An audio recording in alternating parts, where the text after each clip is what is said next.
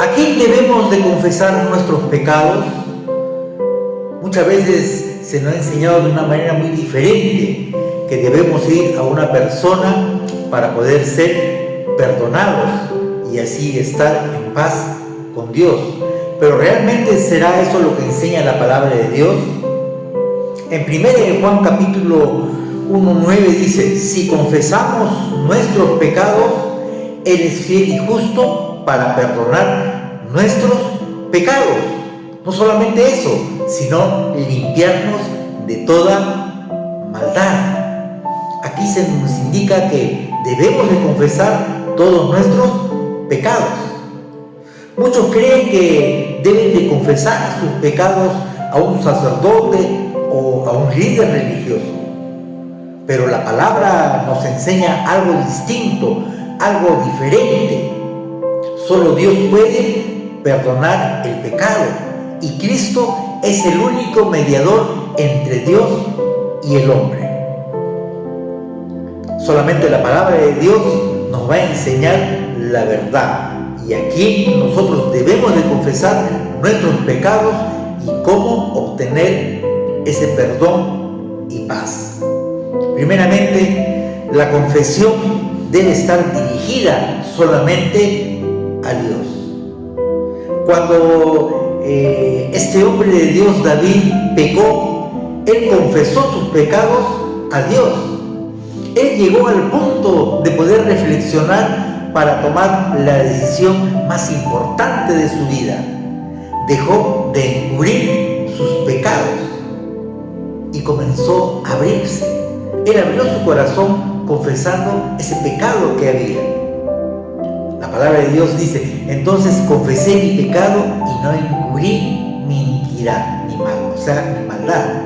Confesaré mis transgresiones al Señor y tú perdonaste la culpa de mi pecado. La palabra de Dios no dice si confesamos al hombre, sino si confesamos a Él, o sea, a Dios. Dios es el único quien conoce nuestro corazón. ¿Qué pecado oculto hay en nuestro corazón? Por eso necesitamos el perdón de Él. Él es fiel, no nos rechaza y es justo también porque Cristo ya pagó por nuestros pecados. No necesitamos intermediarios humanos. Cuando pecamos debemos de ir directamente al Padre en oración y un arrepentimiento sincero para poder obtener ese perdón que solamente Dios nos da. La confesión entre hermanos tiene otro propósito. Por eso Santiago capítulo 5 versículo 16 dice: confesaos vuestras ofensas unos a otros. Tú y yo necesitamos de confesarnos con una persona cuando hemos ofendido. Por eso hay siempre riñas, peleas, resentimiento. Ya no quieres ver a esta persona porque quizás te ofendió. Por eso debemos de confesar lo que hemos hecho a la otra persona. Aquí no se habla de obtener perdón de Dios, sino de poder buscar esa reconciliación y restauración que necesitamos ambos. Si ofendí a alguien, debo de confesarlo y pedir perdón. La falta de perdón muchas veces trae enemistad. La confesión entre hermanos trae unidad, sanidad y apoyo espiritual. Cristo es el único mediador entre Dios y los hombres.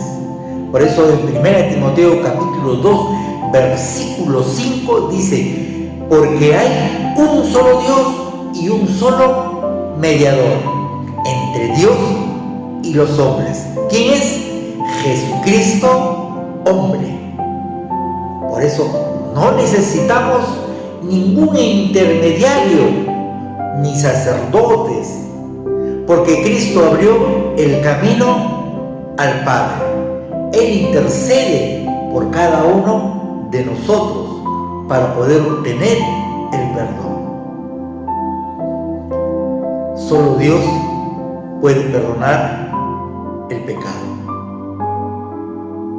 La importancia de poder confesarle solamente a Él, con un corazón arrepentido, creyendo que en Cristo tenemos ese perdón y limpieza.